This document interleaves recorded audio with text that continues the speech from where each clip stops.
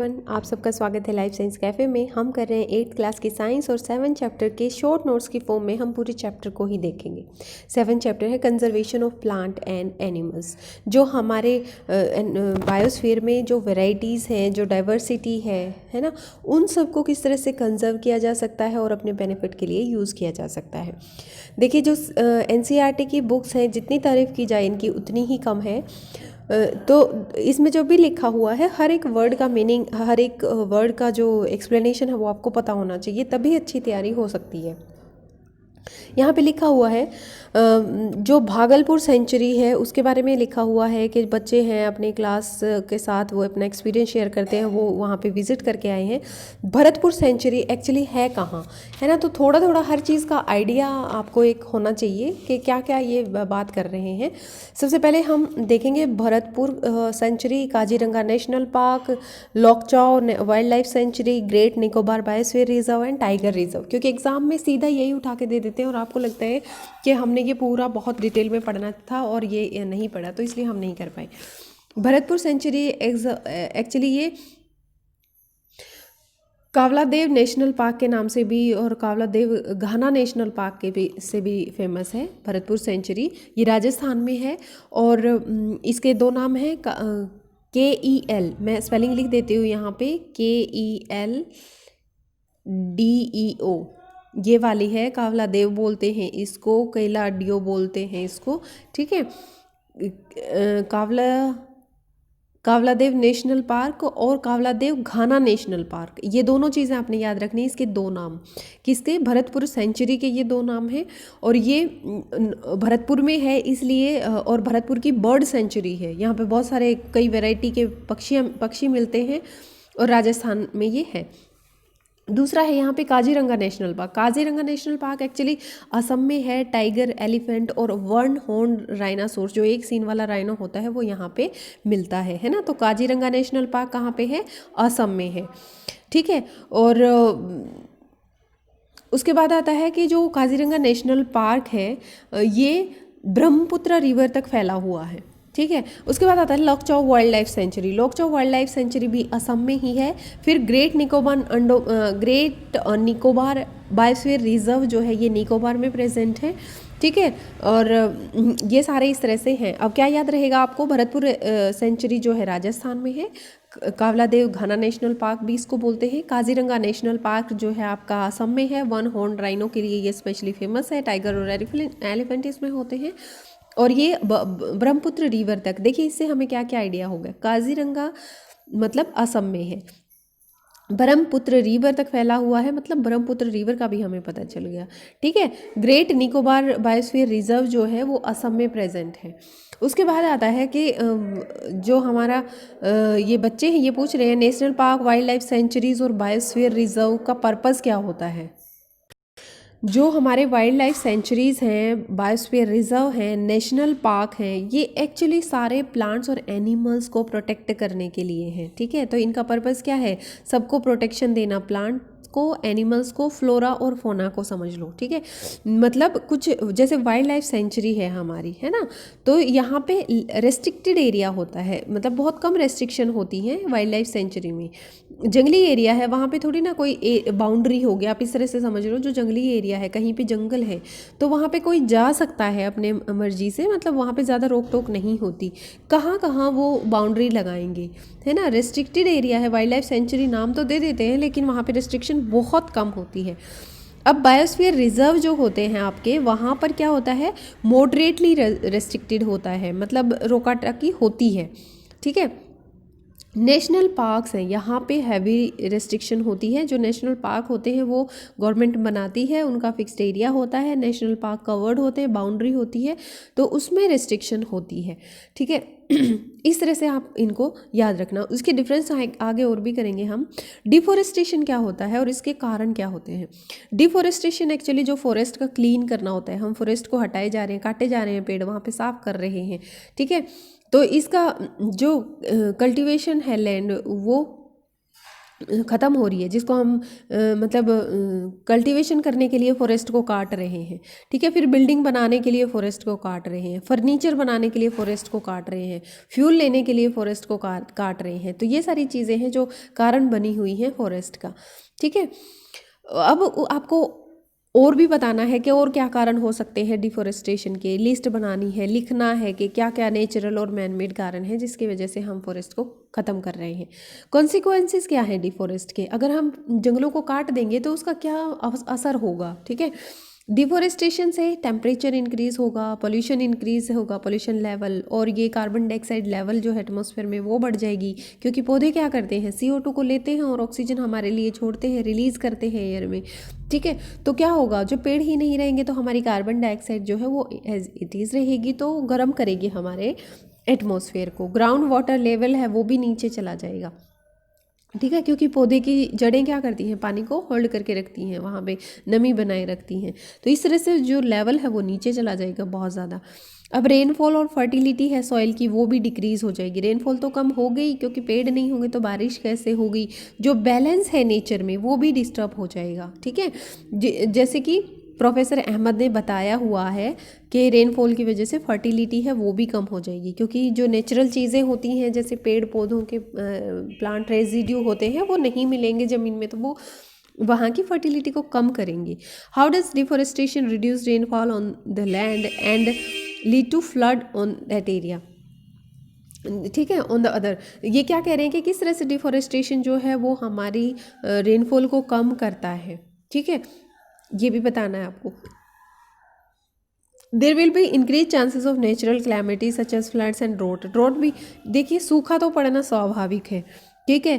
Flood आ सकता है क्योंकि जैसे ही प्लांट काटे जाएंगे CO2 का लेवल बढ़ जाएगा, CO2 से ग्लेशियर्स की जो आइस है आपकी वो सारी पिघलनी शुरू हो जाएगी, ठीक है। इसकी वजह से क्या हो जाएगा, बाढ़ आनी शुरू हो जाएगी, और जब जैसे बाढ़ आएगी तो वो भी हमारे जो हमारे लिए, हमारे एनवायरनमेंट के लिए, किसी के लिए भी सही नहीं है। तो इस तरह से फ्लड आता है, और ड्रॉट तो आती है, बारिश नहीं होगी तो सूखा तो पड़ना ही है। जो इंपॉर्टेंट टॉपिक्स हैं वो सारे हम कर लेंगे, इंपॉर्टेंट लाइन मैंने एक भी नहीं छोड़ी है इसमें। जिसकी वजह से ग्लोबल वार्मिंग हो जाती है, कार्बन डाइऑक्साइड बढ़ जाती है, टेम्परेचर इंक्रीज हो जाता है, वाटर साइकिल डिस्टर्ब हो जाती है, रेनफॉल कम हो जाती है जो ड्रॉट पैदा करती है, सॉइल प्रॉपर्टीज़ भी चेंज हो जाती हैं। देखिए, जो टॉप सॉइल है ना लेयर की, जो हमारी सॉइल है उसकी टॉप लेयर है वो expose the lower hard and Rocky layers.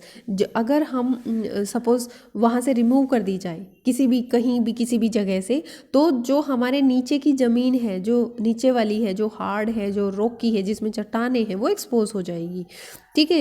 इसमें क्या होता है, ह्यूमस जो होती है वो कम होती है। ये सॉइल कैसे होती है, लेस फर्टाइल होती है। ग्रेजुअली फर्टिलिटी है वो कन्वर्ट हो जाएगी डेजर्ट में, और जिससे हो जाएगा डेजर्टिफिकेशन। तो हमने 3 चीज़ें पढ़ ली। डिफोरेस्टेशन से क्या होता है, डेजर्टिफिकेशन होता है, फ्लड्स आता है, और ड्रॉट क्रिएट हो जाता है, और क्या होता है, वाटर होल्डिंग कैपेसिटी होती है सॉइल की वो भी कम हो जाएगी, ठीक है। इनफिल्ट्रेशन रेट है वो भी कम हो जाएगा। जो पानी नीचे ग्राउंड में चला जाता है, सॉइल के सरफेस से नीचे जाने की प्रक्रिया होती है, उसे इनफिल्ट्रेशन कहते हैं, वो भी क्या हो जाएगा, कम हो जाएगा, क्योंकि वहाँ पे रूट्स जो हैं वो नहीं होंगी, तो ऑब्वियसली कम जाएगा पानी नीचे, ठीक है। there are floods, so there are floods, the other property in the soil like nutrient content, texture, जो ये सारी चीज़ें हैं ये भी डिफोरेस्टेशन की वजह से कम हो जाएंगी। देखो, इनफिल्ट्रेशन रेट कम होगा, मतलब अगर एक जगह पे पानी है उसको नीचे जाने का मौका ही नहीं मिलेगा, तो इस तरह से पानी इकट्ठा हो जाएगा, बाढ़ में बदल जाएगा बहुत सारा पानी इकट्ठा होने के बाद, ठीक है। और दूसरा क्या है, जो न्यूट्रिएंट कंटेंट है वो भी कम हो जाएगा, टेक्सचर है वो भी कम हो जाएगा, डिफोरेस्टेशन हो जाएगा, ये सारी चीज़ें हो जाएंगी। अब क्या होता है, हम कंजर्व किस तरह से कर सकते हैं, फॉरेस्ट को बचा किस तरह से सकते हैं, ठीक है। तो जो प्रोफेसर अहमद है इस चैप्टर में, वो बच्चों को क्या करते हैं, घुमाने लेके जाते हैं, बायोस्फीयर रिजर्व में लेके जाते हैं। बायोस्फीयर रिजर्व जो है, एक्चुअली इस चैप्टर में एक बहुत इंपॉर्टेंट क्वेश्चन ये बनता है कि वाइल्ड लाइफ सेंचुरीज क्या होते हैं, बायोस्फीयर रिजर्व क्या होते हैं, नेशनल पार्क क्या होते हैं। तो बायोस्फीयर रिजर्व जो है मॉडरेटली रेस्ट्रिक्टेड होते हैं, मैन और बायोस्फीयर दोनों को रिजर्व करता है, और MAB प्रोग्राम है ये, मतलब मैन एंड बायोस्फीयर रिजर्व जो है MAB प्रोग्राम बाय यूनेस्को, इससे भी आपको पता चलना चाहिए। तो जब मैब प्रोग्राम बाय यूनेस्को लिखा हुआ आ जाए तो आप समझ लेना कि ये जो मैप है मैन एंड बायोस्फीयर रिजर्व है, ये बायोस्फीयर रिजर्व की बात कर रहे हैं यहाँ पे। ठीक है, इसमें बायोडाइवर्सिटी को मेंटेन किया जाता है, इसमें दोनों चीज़ें आती हैं, प्लांट्स और एनिमल, सब कुछ। तो जो पचमढ़ी बायोस्फीयर रिजर्व है हमारा, वहाँ पे घुमाने के लिए ले जाते हैं, उनको पता है कि प्लांट और एनिमल जो यहाँ पे मिलते हैं वो बिल्कुल उसी तरह के हैं जो अपर हिमालयन पीक में मिलते हैं। ठीक है, पचमढ़ी बायोस्फीयर रिजर्व, ये भी आपको याद रखना है कि पचमढ़ी बायोस्फीयर रिजर्व का क्या इंपॉर्टेंस है और कहाँ पे ये है, क्या क्या इसकी खासियत है। ठीक है, पचमढ़ी बायोस्फीयर रिजर्व का मैं ही बता देती हूँ पहले कि इसमें एक नेशनल पार्क है सतपुरा और दूसरे 2 वाइल्ड लाइफ सेंचुरीज हैं, एक बोरी और एक पचमढ़ी, आपके बुक में भी लिखा हुआ है। तो जो बायोडाइवर्सिटी यहाँ मिलती है वो बहुत यूनिक है। और यहाँ पे biosphere is the part of the earth in which living organism exist और विच सपोर्ट लाइफ। वो धरती का हिस्सा होता है जहाँ पे लिविंग ऑर्गेनिज्म को मतलब रहते हैं और उनको लाइफ सपोर्ट मिलता है। बायोस्फीयर डाइवर्सिटी, बायोस्फीयर रिजर्व और biodiversity refer to variety of organism existing on earth. ठीक है, जितनी भी वैरायटी होती है उसको डाइवर्सिटी कहते हैं। जैसे प्लांट्स की बहुत ज़्यादा वैरायटीज़ हैं तो बोलेंगे यहाँ पे प्लांट बायोडाइवर्सिटी बहुत ज़्यादा है। ठीक है, और उनका रिलेशनशिप है जो एनवायरनमेंट के साथ, वो भी बायोलॉजिकल डाइवर्सिटी को शो करता है। अब wild life sanctuaries, national park, biosphere reserves, ये क्लियर हो गया आपके लिए। वाइल्ड लाइफ सेंचुरी में लेस रेस्ट्रिक्शन होती है, नेशनल पार्क में सबसे ज़्यादा, क्योंकि पार्क है वो गवर्नमेंट ने बनाया है, वो किसी ऑर्गेनाइजेशन ने बनाया है, तो उसमें रेस्ट्रिक्शन होता है। और बायोस्फीयर रिजर्व में मॉडरेट रेस्ट्रिक्शंस होते हैं। तो ये वो एरिया है जो कंजर्व करते हैं प्लांट को भी और एनिमल को भी। तो फ्लोरा और फौना जो होता है किसी भी हैबिटेट में, प्रोटेक्टेड एरिया में जो होता है उसको नेशनल पार्क, सेंचुरीज या बायोस्फीयर रिजर्व कहते हैं। एक इन तीनों की डेफिनेशन ये है कि ये प्रोटेक्टेड एरियाज हैं। ठीक है, फ्लोरा मतलब एक वैरायटी के प्लांट्स, एक जगह पे डिफरेंट वैरायटी के प्लांट्स, और एक ही जगह पे डिफरेंट वैरायटी के एनिमल्स, उनको फौना कहते हैं। Plantation, cultivation, grazing, felling trees, hunting and poaching are prohibited there. यहाँ पे क्या होता है कि ये सब चीज़ें प्रोहिबिटेड होती हैं। सेंचुरी में क्या होता है, जहाँ पे protected from any disturbance to them and their habitat, है ना। वाइल्ड लाइफ सेंचुरी क्या होती है कि वहाँ पर डिस्टर्बेंस नहीं होनी चाहिए। ठीक है,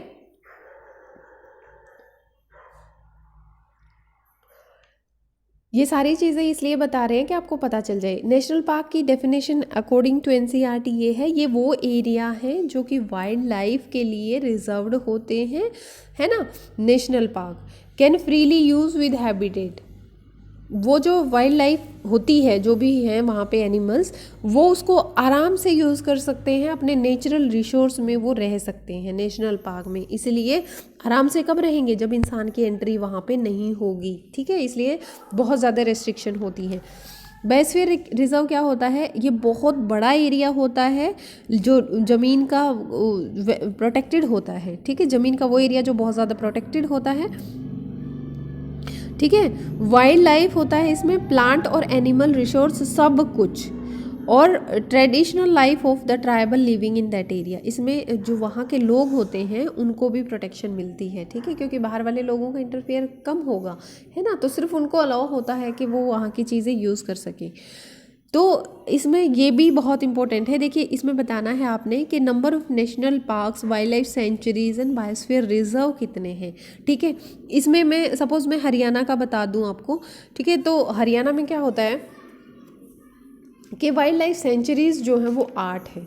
ठीक है, इंडिया से शुरू करते हैं। जो हमारे नेशनल पार्क है इंडिया में वो 104 हैं। क्या है 104 नेशनल पार्क। ठीक है, बायोस्फीयर रिजर्व जो है BR जो है वो 18 है इंडिया में। ठीक है, अब हरियाणा में बायोस्फीयर रिजर्व एक भी नहीं है, और जो नेशनल पार्क है वो 2 हैं हरियाणा में। ठीक है, कहाँ कहाँ है, सुल्तानपुर नेशनल पार्क गुड़गांव में जो 89 में बना था, 1989 में, और कालेश्वर नेशनल पार्क यमुनानगर में है। ठीक है, वो 2003 में बना था। ठीक है, अब क्या होता है, नीलगिरी बायोस्फीयर रिजर्व है वो 1986 में बना था, जो सबसे पुराना है नीलगिरी बायोस्फीयर रिजर्व, समझ गए। उसके बाद हमारा है टाइगर रिजर्व इन इंडिया। 50 है इंडिया में टाइगर रिजर्व, टाइगर्स को बचाने के लिए 50 रिजर्व्स बनाए गए हैं। ठीक है। वाइल्ड लाइफ कंजर्वेशन एरिया जो है हरियाणा में वो 2 हैं। नेशनल पार्क जो समझ लो 2 हैं।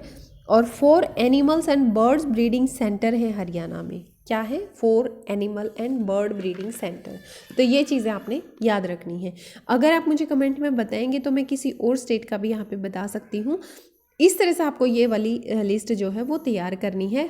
अगर आपके पास टाइम है तो आप कमेंट बॉक्स में भी लिख दें और बच्चों को भी बता दें।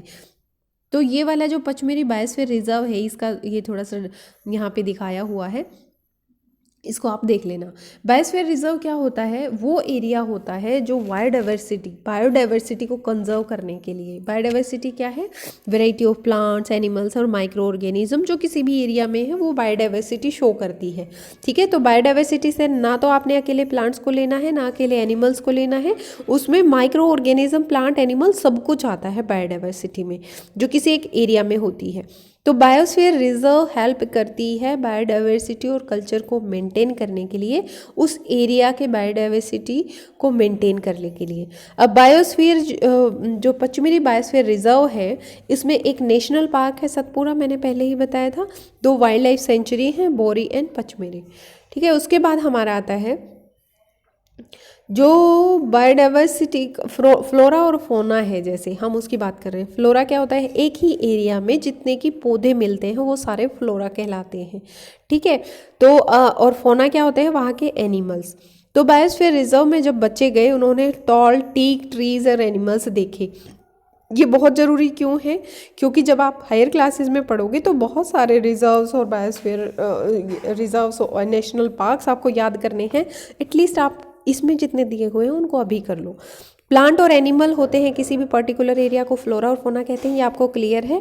देखिए पचमढ़ी बायोस्फीयर रिजर्व में उनको क्या मिला? उनको मिला साल, टीक, मैंगो, जामुन, सिल्वर फर्न, अर्जुन एटसेट्रा। ये तो है वहाँ के फ्लोरा, मतलब plant variety.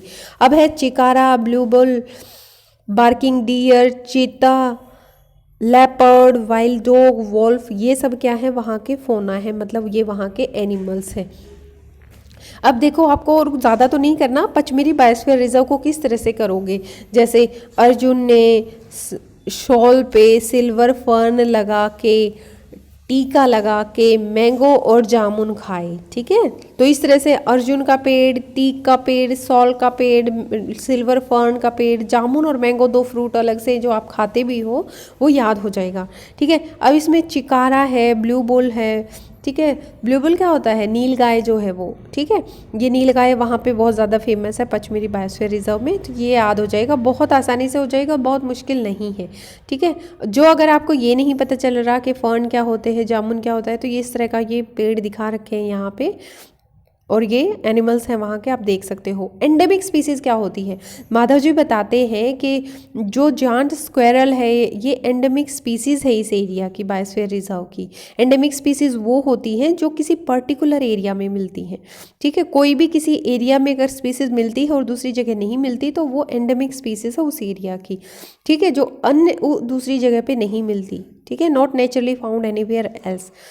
Particular type of animals और प्लांट किसी भी एंडेमिक जोन से रिलेटेड हो सकते हैं, किसी स्टेट से हो सकते हैं, किसी कंट्री से हो सकते हैं।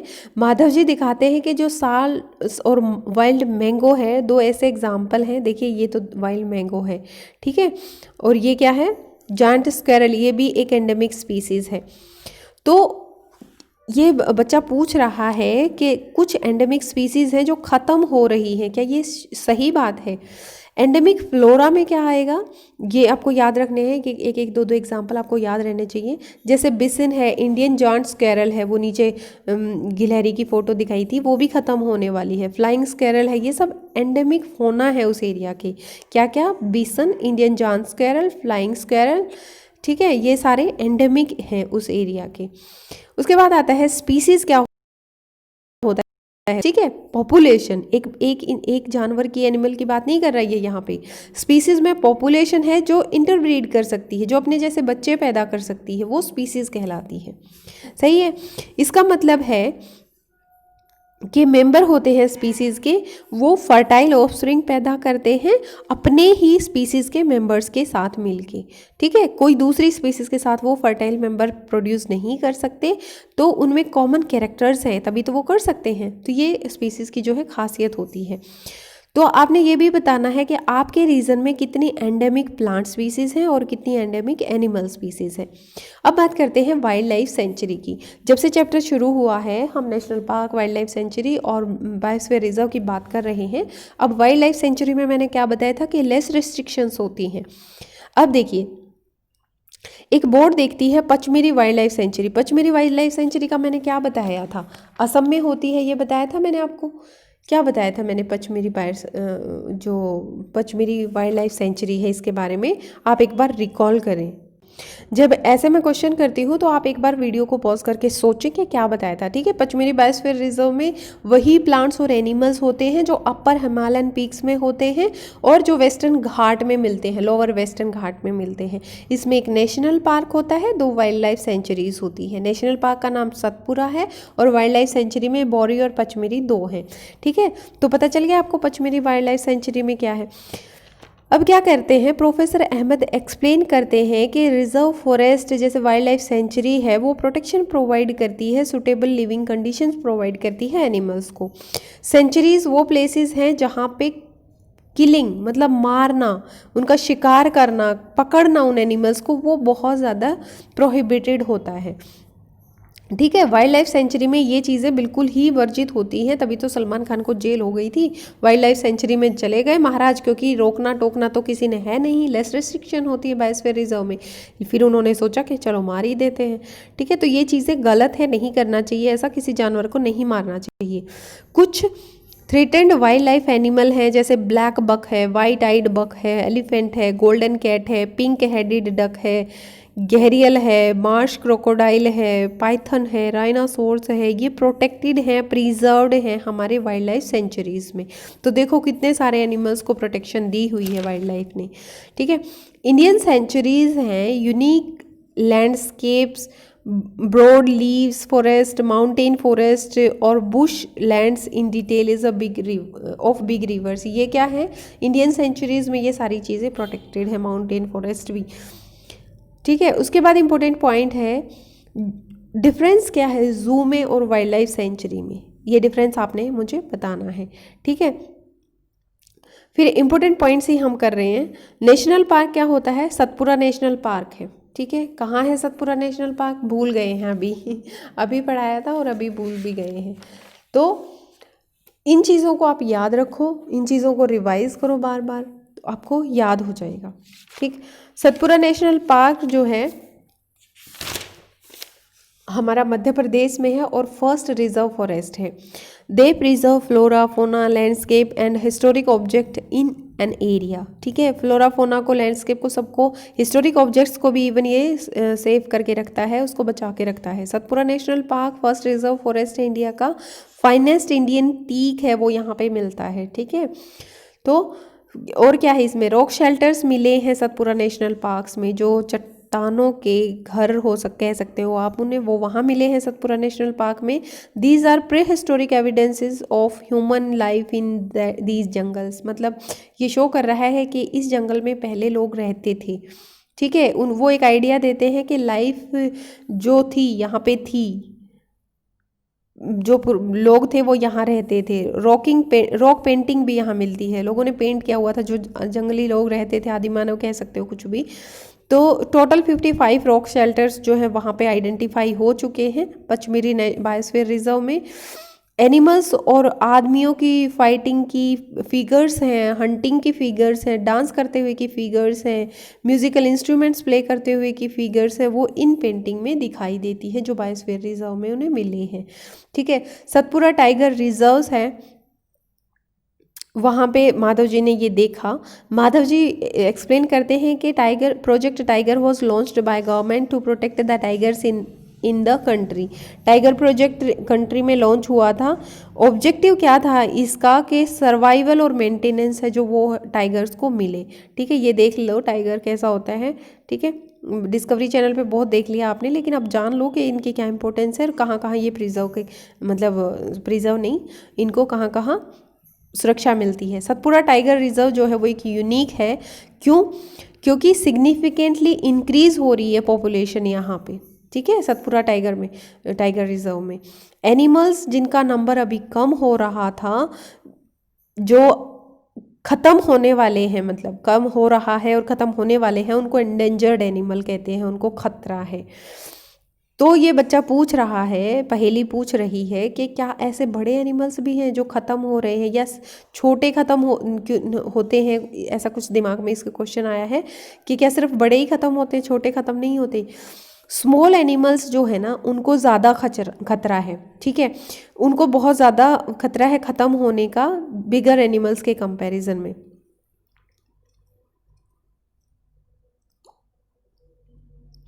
इकोसिस्टम क्या होता है? इकोसिस्टम सभी प्लांट्स, एनिमल्स और माइक्रो ऑर्गेनिजम्स किसी भी एनवायरनमेंट के मिलके नॉन लिविंग ऑर्गेनिज्म के साथ इकोसिस्टम बनाते हैं, प्लांट, एनिमल और माइक्रो ऑर्गेनिज्म। ठीक है, अब बूझो कहते हैं I wonder if there is any record of endangered species. मैं सोचता हूँ कि क्या कोई रिकॉर्ड होता है एंडेंजर्ड स्पीसीज का? बिल्कुल होता है। एंडेंजर्ड जो खत्म होने वाले हैं, जिनका अमाउंट कम हो गया है, खत्म हो चुके हैं। ठीक है, वो भी तो क्या है, रेड डाटा बुक होती है कि वो रिकॉर्ड रखती है एंडेंजर्ड एनिमल का और प्लांट का। क्या रखती है? रिकॉर्ड रखती है एंडेंजर्ड प्लांट और एनिमल्स का, दोनों का। ठीक है, कहीं कंफ्यूज नहीं होना आपने कि रेड डाटा बुक देख के आप सोचो प्लांट का था या एनिमल का था, भैया दोनों का था। तो डिफरेंट रेड डाटा बुक होती हैं एनिमल्स के लिए भी, प्लांट्स के लिए भी और अदर स्पीसीज के लिए भी। ठीक है, अलग अलग बुक्स होती हैं। अब बात करेंगे माइग्रेशन की। माइग्रेशन क्या होता है? माइग्रेशन मतलब कोई एनिमल अपनी जगह को छोड़ के, कोई भी बर्ड अपनी जगह को छोड़ के दूसरी जगह पे जाता है। क्यों जाता है? जब उसे सेफ्टी चाहिए, जब उसे लगता है कि यहाँ पे सर्वाइवल अब मुश्किल है।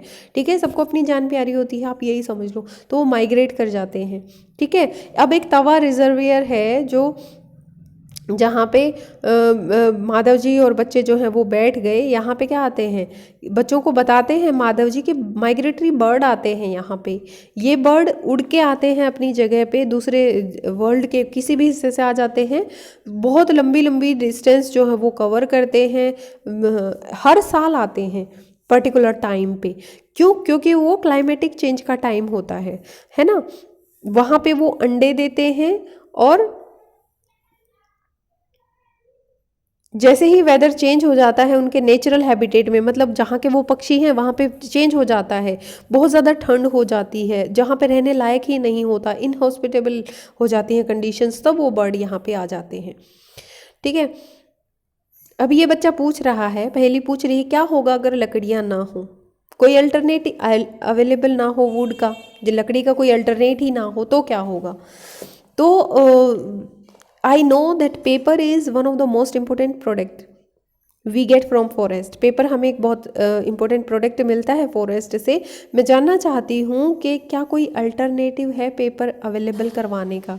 ठीक है, बच्चों के दिमाग में ऐसे सवाल आने चाहिए, ये उनकी नॉलेज को बढ़ाते हैं। तो क्या है इसका आंसर है recycling of the paper. Paper को रिसाइकिल करना चाहिए। इंपॉर्टेंट क्वेश्चन यहाँ पे बनता है, देखिए 17 फुल ग्रोन ट्रीज जो होते हैं, 17 पूरे के पूरे पेड़, उससे 1 टन पेपर बनता है। ठीक है, 1 टन पेपर बनता है। तो पेपर को रिसाइकिल कर सकते हैं 5 से 7 बार।